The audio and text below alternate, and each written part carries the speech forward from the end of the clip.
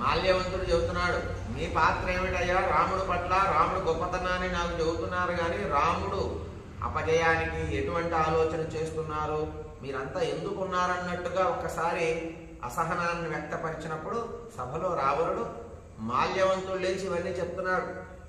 ధర్మశాస్త్రం అంటారు దీన్ని, నీతి శాస్త్రం అంటారు, న్యాయశాస్త్రం అంటారు. రావణ, నువ్వు రాముడితో సంధి చేసుకో. నువ్వు రాముడితో సంధి చేసుకోవడం నాకు చాలా ఇష్టమయ్యా. ఏ సీత కోసమై రాముడు నీ మీద దండెత్తి వచ్చాడు. నువ్వు సీతను పట్టుకొచ్చావు ఎవరూ లేని సమయంలో, వచ్చి లంకలో పెట్టావు.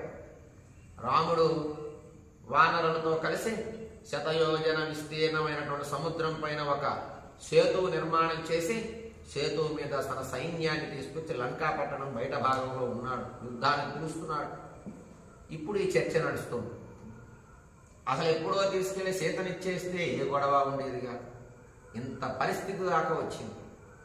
ఇప్పుడు ఎవరి పాత్ర ఏమిటి అనే చర్చ నడుస్తుంది. శత్రువు బయట కూర్చున్నాడు వచ్చి.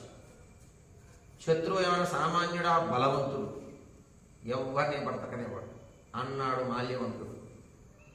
సీతని అతనికి ఇచ్చేసేయడం మంచిది. అసలు ఈ ఎప్పుడో చేయాల్సిన పని.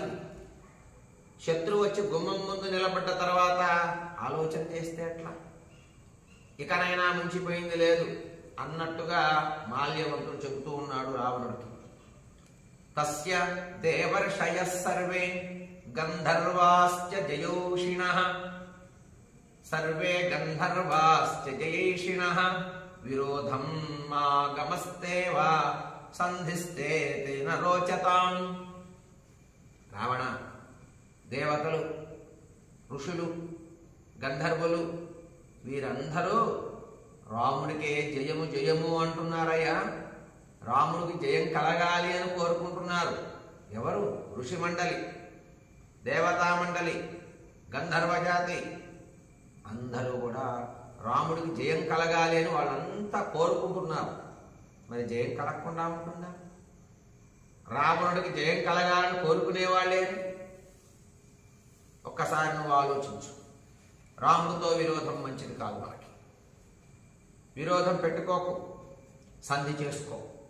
నీవు ఇష్టపడు నేను చెప్పిన మాట. రాముడికి సీతని ఇచ్చేసి ఏమీ ఇబ్బంది ఉండదు. సగౌరవం